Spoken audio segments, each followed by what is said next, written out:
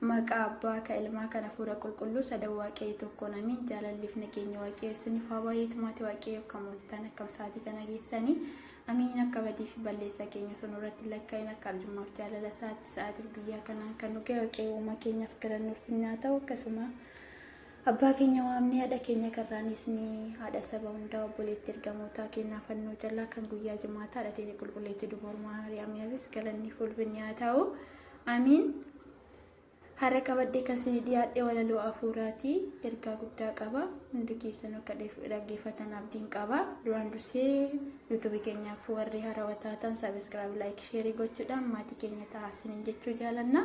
mata duree walaloo koo waa'ee kee jedha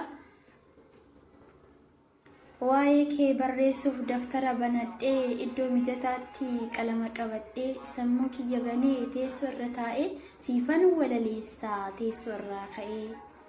Eessa eegalu ree hunduu kan kee raajii eessa kan eegalu maaloo na hajaji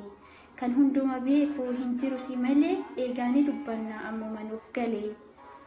ajaja samiiwwan dachee diriirsitee uumama kee umtee hundaa bareechitee hojii harka keetiin seerri kee ifaadha dubbachuuf ni dhibaa dhugaa waa'ee keedha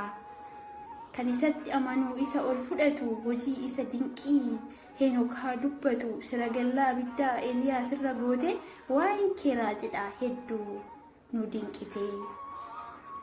kan warra isa beeku bidiruutti ol galchu kan warra isa hin beekne roobeetoo balleechu eebbisaa hundumaa michuu dhala namaa kan akka waaqayyoo eessatti argama kan jaarsaaf jaartiif kennu ilmoo waa'ee waaqa kanaa nu dhibee barammoo arjummaan isaa kana Abrahaam hubate keessummeessee jira manatti fudhate warra ajaja isaa eeganiin oolchu kan isa didan ammoo utubaa sogiddaan godhee in tolchu warri Soodom badan hojii isaatiin hunda danda'aadha dhugaa waaqayyooni kan Yaaqoob eebbisee du'a isaa ceesisee irree obboleessa isaa kan isa dabarsee ogummaa qabeessa inni gooftaan kuni kanaaf gammannee too haa faarsu uummanni Yoosef mucaa xiqqaaf bakka gurgurameetti isa jajjabeessee isa waliin ta'ee mana ormaatitti kan obbolaan jibban orma kabachiisee gabrummaa baasee mootii isa taasisee kan raajii hojjetee fara'oon duratti isa sodaatamu bara hamma baraatti kan ummata baasuu bilisummaa kennee haa galateeffannu haalleluyaa jennee kan duumessa golgee diina achi deebisee galaana Eertiraa isa addaan baqaqsee warra gartuu isaa ulfinaan ceesisee warra isa morman isaan kan qaaneessee Yordaanos walakkaatti jira taawonni isaa inni yoo waamamu Iyyaarikoo jigsaa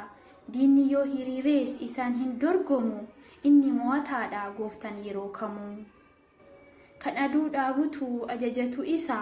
Gebi'oon yaa himtu hojii dinqisiisa warra gartuu isaaf lafa dhaalan kan kenne danda'an isaadha hunda isaan arganne Mohaabaarotti irree addaan qaba maaltu danda'e ree irree isaa jaba afaan harree banee kan Bala'aam cufe hundi haa sagaduuf adda isaatiin kufe inni jiraatadha uumaa samii dache biyya ishee dhaalaan isatu nu galche kabaroo qabatees haa faarsu uumamni waa'een isaa dinqiidha dhugaa taanaan waaqni loltuu 500 kan hedduu rukkutu cimee isa loluuf homtuu hin dhaabbatu miidiyaam salphisee qaaniitti uwwise warra Filisxeemis isatu naasise Daawit irra bulee Goliyaad rukkute saba isaatiifis bilisummaa laate dhugaadha dinqiidha jechaan hin ibsamu kan akka isaa tasaa homtuu hin argamu kan afaan leencotaa cufuu ergamaa ergee kan dafee qaqqabuu dhibbuu namaa argee kan abidda dhaamsuu ergamaan isaan dhufe murtii warra hamootaa danbii isaanii cufe kan hamoota beekuu murtiin isaanii jala kan soosinnaa olchee murtii du'aa jala warra isatti amanuu homtuu hin mo'atu abbaa murtii akkasaa eessatti argatu duuti Markoodiyoos aangoon geeddarame kan fo'aa isaaf fo'u hamaan fannifame yoo ditfaan ta'ee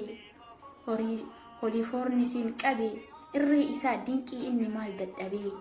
labsii diinaas isaan hafee geeddarame duuti keenya hafee jireenyi labsame tokkicha ilma isaa dabarsee nuuf kenne inni hundaaf duunaan jireenya arganne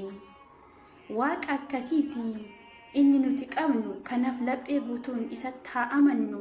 barreeffamni fixuu jalqaba sin qabu isa sodaachuudhaan ragaan isaa haa taanu dhala namaaf du'ee du'aan du'aa ajjeese du'a ka'umsa isaan addunyaa ibse kan ulfina addaan ol bahee samiitti kan nu faana ta'u hanga dhumaatitti inni waaqa keenya Yesus jedhama kan hunduma uume waaqayyo isuma buddeena jireenyaa ilma tokkicha abbaa Yesus Kristos irree waaqa abbaa buddeena jireenyaa ilma tokkicha abbaa Yesus Kristos irree waaqa abbaa amiin galanni ulfinni waaqa uumaa keenyaaf haa ta'u baraan gabaraatti amiin maqaa abbaa ka ilmaa kana fuudha